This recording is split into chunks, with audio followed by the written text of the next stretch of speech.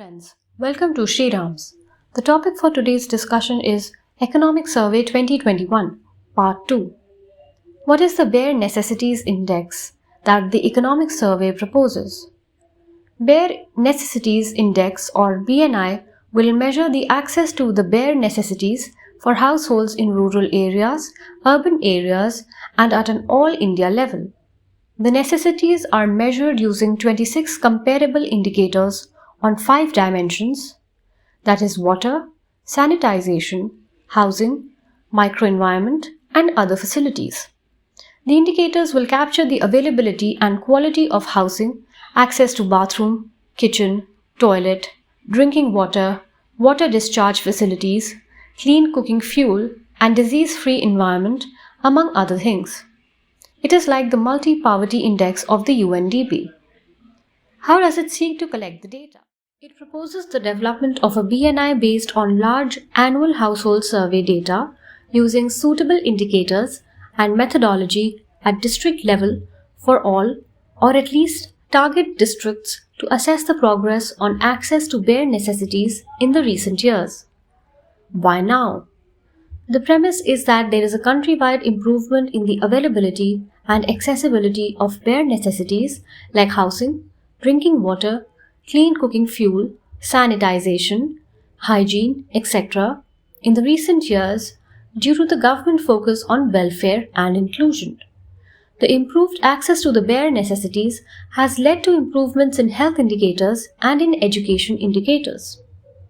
Has the progress in access to bare necessities been uniform? The survey is candid. It points out that while improvements in access to bare necessities are evident, the disparities in access to bare necessities continues to exist between rural-urban, among income groups, and also across states. The index classifies areas on 3 levels of access: high, medium, low to bare necessities. What is the use of the index?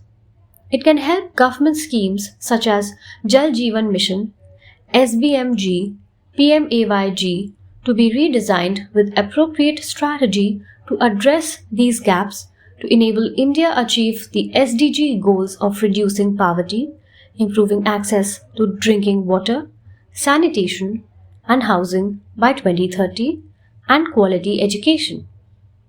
The Economic Survey recommends setting up a social stock exchange in India.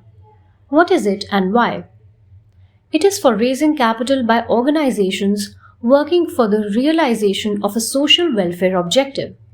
It will be under the regulatory ambit of the Securities and Exchange Board of India.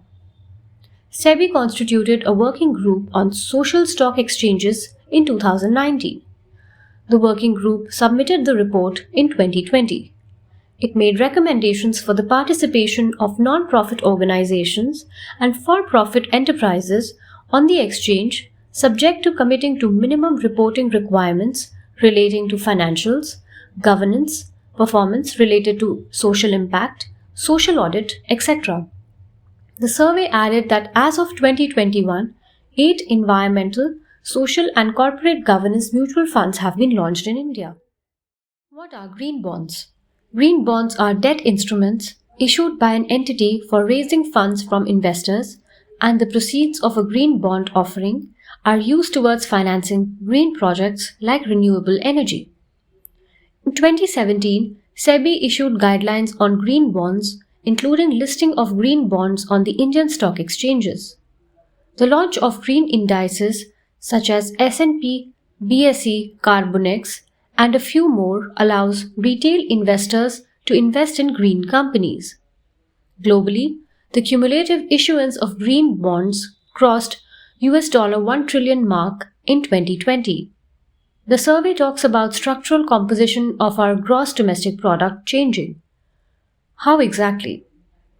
The share of agriculture in gross domestic product has reached almost 20% for the first time in the last 17 years, making it the sole bright spot in GDP performance during 2020-21. Agriculture was the only sector to have clocked a positive growth of 3.4% at constant prices in 2020-21 when the other sectors crashed. Is it for the first time? No.